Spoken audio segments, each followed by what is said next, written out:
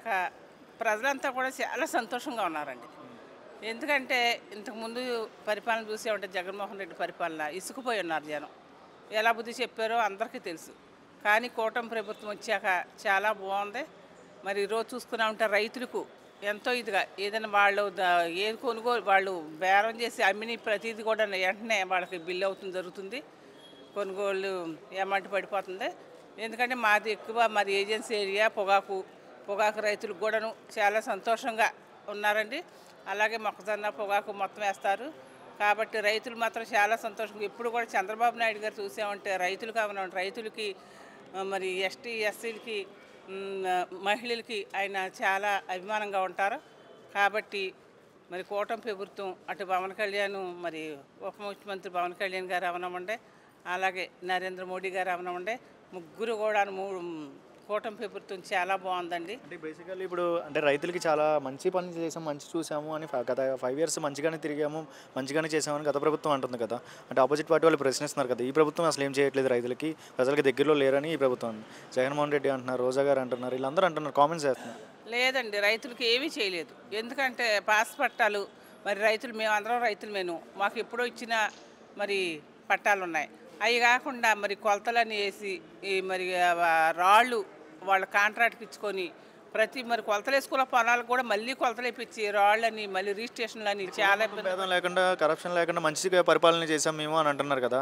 నాకు వేయాల్సిన దాంట్లో వేరే వాళ్ళకి పడుతున్నాయని జగన్మోహన్ రెడ్డి అని. లేదండి, అదంతా ఆయన చెప్పే అబద్ధాలు తప్ప ఏం కాదండి. ఎలా పడుతుందండి, ఏం చేశాడని ఆయన పడుతుందండి. ఈరోజు మాది పోలవరం అండి. ఎందుకంటే మరి మా బెదరకి అక్కడ కట్నం కింద పొలం కూడా ఇవ్వడం జరిగింది, మొత్తం పోయినాయండి.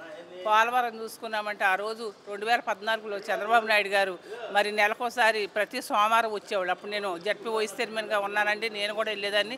నిజంగా సస్యశ్యామలంగా ఎంతో చక్కగా ఉండేది, రైతులందరూ ఎంతో ఇదిగా ఉండేవాళ్ళు. మరి ఈరోజు జగన్మోహన్ రెడ్డి ప్రభుత్వం వచ్చాక మొత్తం పాడైపోయండి, తుప్పట్టిపోయండి. ఎందుకంటే ఐరన్ అవ్వండి మొత్తం తుప్పట్టి పాడైపోయి అసలు అటు ప్రాజెక్టు మొహం చూసిన వాళ్ళు లేరండి. కాబట్టి జరిగిద్దా నమ్మకం ఉంది, ప్రభుత్వం ద్వారా మంచి జరిగిద్దా నమ్మకం ఉందా ఈ ప్రభుత్వం అంటే ఇప్పుడండి ఈ ప్రభుత్వం మంచి జరుగుతుందంటే జరుగుద్ది కూడానండి, జరుగుద్దండి, చాలా బాగా జరుగుద్ది.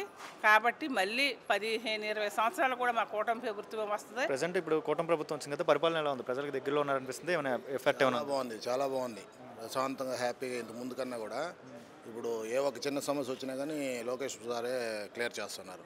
చాలా హ్యాపీగా జరుగుతుంది పరిపాలన. గత ప్రభుత్వం అంటుంది కదా, ఈ రౌడీ పాలన వచ్చింది, ఇది రౌడీ పాలన అది ఇది అని అంటున్నారు. వాళ్ళది రౌడీ పాలన, ఇది మంచి పాలన. చాలా ప్రశాంతంగా మంచిగా జరుగుతుంది. ఎక్కడ చిన్న చిన్న సమస్యలు వచ్చినా కానీ వెంటనే పరిష్కరిస్తూ ఉంటారు. లోకేష్ ఇప్పుడు ఐటీ మినిస్టర్ లోకేష్ గారు ఉన్నారు కదా, అంటే రెడ్ బుక్ పట్టుకోవడం కానీ ఆయన చేసే పనులు కానీ గతంలో తిరిగే విధానం కానీ ఇవన్నీ కామెంట్స్ పరంగా చాలామంది అన్నారు కదా, రకరకాల మాటలు అన్నారు ఐటీ మినిస్టర్ని. అంటే గత ఉంటారు కానీ ప్రస్తుతానికైతే లోకేష్ బాబు మన పవన్ కళ్యాణ్ సార్ అయితే ఇంకా వెరీ వెరీ నైస్. బాగా ఒక ఐటీ మినిస్టర్ విదేశీ కంపెనీలు ఇక్కడ ఆంధ్రాలో పెట్టుబడులు పెట్టడానికి తిరిగారు కదా, అంటే అనదర్ కంట్రీస్ తిరిగారు, లైక్ టెస్లా కంపెనీస్ ఈ టైప్ ఆఫ్ మాట్లాడడానికి వెళ్ళారు కదా. గతంలో ఐటీ మినిస్టర్లు ఎలా అనిపించారు, ఎక్కడ తిరగడం జరిగిందా, ఈ గవర్నమెంట్లో తిరిగినట్టు చూసారు? వాళ్ళంతా ఎవరు తిరగలేదు, ఈయన మాత్రం తిరుగుతూనే ఉన్నాడు. మొన్న లేటెస్ట్గా అమెరికా కూడా పోయేసి వచ్చినారు కదా. కాబట్టి వీళ్ళు ప్రభుత్వం ఇంకా ఇంకా చాలా రోజుల వరకు ఉంటుంది, ఇంకా చాలా మంచిగా ఉంటుంది. మన ఆంధ్ర బాగా డెవలప్ అవుతుంది. కమింగ్ టు అంటే పిల్లలు ఎవరైనా గ్రాడ్యుయేషన్ కంప్లీట్ అయితే వేరే స్టేట్కి వెళ్ళి ఉద్యోగాలు చేయాల్సి వస్తుంది. మన స్టేట్కి వచ్చే రోజులు ఉంటాయంటారా? హైదరాబాద్లో బెంగళూరులో మన అమరావతికి రాబోయే రోజులు ఎలా ఉంటాయి? అమరావతికి వచ్చి ఉద్యోగాలు చేసుకునే అవకాశం ఉంటే ఇక్కడ నుంచి మళ్ళీ మనం వేరే స్టేట్కి వెళ్ళాల్సి వచ్చింది. ఇక్కడికే వస్తుంది. కొన్ని రోజులు ఇప్పుడే కదా పరిపాలన వచ్చింది, 6 months కూడా కాలేదు కదా. ఆ తర్వాత ఆటోమేటిక్గా ఇంకో 1 year 2 yearలో చాలామంది అవుట్ ఆఫ్ కంట్రీస్ పోయే వాళ్ళంతా కూడా ఇక్కడే చేసుకుంటారు. కమింగ్ టు ఇప్పుడు చూస్తున్నట్లయితే రేపు రాబోయే రోజుల్లో సూపర్ 6 అనేది త్వరగా అమలు అవుతాయి అంటారా, అమలు అవ్వవు అంటారా? అంటే ప్రశ్నిస్తున్నారు కదా ఆపోజిట్ పార్టీ వాళ్ళు, ఏం జరుగుతుంది, 5-6 నెలలు అవుతుంది, ఏమి ఇస్తున్నారు? అయిపోయినాయి కదా, ఆల్మోస్ట్ అయిపోయినాయి కదా, ఇంకా 1-2 ఉంది పెండింగ్. ఆ 1-2 కూడా ఇంకా 1-2 monthsలో అయిపోతుంది, క్లియర్ చేస్తారు. కరప్షన్ చేసే వాళ్ళని పట్టుకుంటాము, ఎవరు కరప్షన్ చేసినా వదిలేదే లేదని అసెంబ్లీలో అందరూ ప్రతి లీడర్ అంటున్నారు కదా. నిజంగా కరప్షన్ లేకుండా మంచి రూలింగ్ ఉంటుంది అంటారా? పవన్ కళ్యాణ్ గారు చెప్పిన మాటలు నిలబడతారా? చంద్రబాబు నాయుడు చర్యలు జరుగుతాయి అంటారా చెప్పినట్టుగానే? ఖచ్చితంగా మంచిగా చేస్తారు. పవన్ కళ్యాణ్ సార్ వచ్చి మోదీ గారితో బాగా సపోర్ట్లో ఉన్నారు కాబట్టి మనకి ఏ సైడ్ నుంచి చూసినా కానీ ఢిల్లీ నుంచి మనకి సహకారాలు ఉంది. రైతులకి ఎలాంటి ఇబ్బంది లేకుండా ముందు రోజులు మంచి రోజులు ఉంటాయంటారా? రైతులకి ధాన్యం తీసుకున్న వితిన్ ఫ్యూ డేస్లోనే అమౌంట్ ఇచ్చేయాలి, 2-3 నెలలు పట్టకూడదు, రైతులకి ఎలాంటి ఇబ్బందులు రాకూడదు, అప్పుల పాలు అవ్వకూడదు అనే ఆలోచన ఎలా అనిపించింది? రైతుల గురించి ఆలోచన చేయడం ఈ ప్రభుత్వం గురించి ఏం చెప్తారు? ఇప్పుడు ఆల్రెడీ ఇచ్చేస్తూ ఉన్నారు. వెంటనే రైతులైతే చాలా హ్యాపీగా ఉన్నారు. ఎందుకంటే వాళ్ళకి ముందున్న ఎక్కడెక్కడో తీసుకోపోయేది, వాళ్ళకి కోపాలు వచ్చేసి రోడ్ల మీద పడేసేది, ఇదంతా చేస్తున్నారు. కానీ ఇప్పుడు వచ్చి వెంటనే స్పాట్లో వాళ్ళకి డబ్బులు చేరిపోతుంది. కాబట్టి ఇబ్బంది లేదు. ఒక మాటలు ఏం చెప్తారు ప్రభుత్వం గురించి? చాలా మంచిగా ఉంది. అంటే కూటమి ప్రభుత్వం ఎలా అనిపిస్తుంది? గత ప్రభుత్వం చూశారు కదా, గత 5 సంవత్సరాలు ఎలా అనిపించింది? ఈ ప్రభుత్వం వచ్చిన తర్వాత మార్పు అనేది ఏమైనా కనపడుతుందా? అంటే మార్పు ఖచ్చితంగా ఉంది. ఎందుకంటే గత గవర్నమెంట్ అనేది అరాచకం ఎక్కువ, ఖాళీ పథకాలని చెప్పి అనవసరంగా డబ్బులన్నీ తెచ్చి ఊరికి అప్పులు చేసి అలా డబ్బులన్నీ గత గవర్నమెంట్లో దోచేసి అసలు రాష్ట్రమే చాలా అతలాకుతలం చేసినారు. కానీ ఇప్పుడు తెలుగుదేశం గవర్నమెంట్ వచ్చిన తర్వాత, అంటే కూటమి వచ్చిన తర్వాత జనాలలో కూడా మార్పు ఎందుకు వచ్చిందంటే, కానీ మార్చాలా, గత గవర్నమెంట్ బాగలేదు, వాళ్ళు చేసే విధానం బాగలేదు కాబట్టి జనాలలో ఆ మార్పు వచ్చింది. కాబట్టి దాని పట్లనే ఇప్పుడు పవన్ కళ్యాణ్ గారు ఉన్నారు కదా, కాకినాడ సీపోర్ట్లో జరిగిన ఇన్సిడెంట్ని పట్టుకున్నారు కదా, స్మగ్లింగ్ చేసే వాళ్ళని పట్టుకొని, అంటే రైస్ ఇక్కడ నుంచి తరలించి స్మగ్లింగ్ చేసే వాళ్ళని క్యాచ్ చేసి పట్టుకోవడం ఎలా అనిపిస్తుంది? లీడర్స్ వచ్చి ఒక పబ్లిక్లో తిరిగి క్యాచ్ చేయడం ఎలా ఉంటుంది? గతంలో ఎవరైనా తిరిగారు లీడర్స్? పవన్ కళ్యాణ్ గురించి ఏం చెప్తారు? గతంలో వాళ్ళు తిరగలే, కానీ వాళ్ళు చేసిన తప్పు ఇప్పుడు లీడర్స్ కూడా తిరగడము, వాళ్ళు పట్టుకోవడము, అంటే ఇప్పుడు కూటమి ప్రభుత్వం అనేది చేసే పని విధానం అదే. నాయకుని లక్షణం అది. నాయకుని లక్షణం ఏంటంటే నాయకుడు మారి ఉండడం అనేది కాకుండా ఒక బాధ్యతగా ఎక్కడ అన్యాయం జరుగుతుందో అన్యాయాన్ని ఎత్తుకులాడుకుంటూ వెళ్ళి బాధ్యతగా అన్యాయాన్ని పట్టుకొని ఆ విధానం కరెక్ట్ కాదని చెప్పి బేసికలీ ఆపోజిట్ పార్టీ వాళ్ళు అంటున్నారు కదా, మేమే చేసాం మంచి పనులన్నీ, మీరేం చేశారు, 6 నెలలు అవుతుంది కదా, ఏం చేస్తున్నారు మీరు అని అంటున్నారు కదా. ఆపోజిట్ పార్టీ వాళ్ళు ప్రశ్నిస్తున్నారు కదా, ప్రెస్ మీట్లు పెడుతున్నారు కదా, కౌంటర్స్ వేస్తున్నారు. 6 నెలల మించి అంటే అసలు రాష్ట్రం అనేది అప్పుల పాలు అయిపోయింది. గతంలో ఉన్నటువంటి వైసీపీ ప్రభుత్వం ఏం చేసింది, అప్పులు చేసింది, విపరీతంగా అప్పులు చేసి దోచేసి రాష్ట్రంలో డబ్బు బడ్జెట్ లేదు.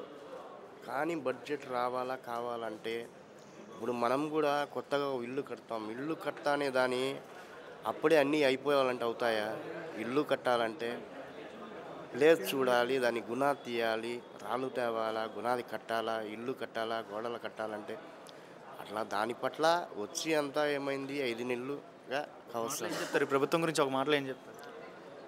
బాగున్నది. జనాలలో కూడా చాలా మహిళలు కూడా బాగుంది అనడం అండి. బ్రహ్మాండం ఇంకా బాగా జరుగుతుంది. కూటమి ప్రభుత్వం పరిపాలన ఎలా అనిపిస్తుంది? రైతుల గురించి ఆలోచన ఎలా అనిపిస్తుంది? గత ప్రభుత్వం చూశారు కదా, రైతులకి చాలా వరకు ఇబ్బంది ఉండేది, అంటే ధాన్యం అమ్మినా కూడా 3-4 నెలలు అయ్యేది, అమౌంట్ వాళ్ళకి పడేది. ఇప్పుడు ఎలా అనిపిస్తుంది? చర్యలు 24 అవర్స్లోనే రెక్టిఫై చేయాలి, రైతులకి మంచిగా ఉండాలి అని అంటున్నారు కదా, ఎలా అనిపిస్తుంది కూటమి ప్రభుత్వం తీసుకున్న చర్యలు? ఈ ప్రభుత్వానికి వెనకటి ప్రభుత్వానికి ఎంత డిఫరెన్స్ అంటే చెప్పలేనంత డిఫరెన్స్. ప్రతిదీ అవినీతి, అరాచకం. ఇప్పుడు ప్రజలు సుఖ సంతోషాలతో హ్యాపీగా ఉన్నారు. ప్రశ్నిస్తున్నారు కదా, ఇప్పుడు అపోజిట్ పార్టీ వాళ్ళు ప్రశ్నిస్తున్నారు కదా, ఏం జరుగుతుంది అసలు, AP not in safe hands అని అంటున్నారు కదా. అపోజిట్ పార్టీ వాళ్ళు క్వశ్చన్ మార్క్ చేస్తున్నారు, ప్రజలకి దగ్గరలో లేరు, కూటమి ప్రభుత్వం ఎటు ఉంది, ఏం చేస్తుందని అపోజిట్ పార్టీ వాళ్ళు ప్రశ్నిస్తున్నారు. కూటమి ప్రభుత్వం ఏమి చేయలేదు. ఇండ్లు ఇస్తుంది, గ్యాస్ ఇచ్చింది.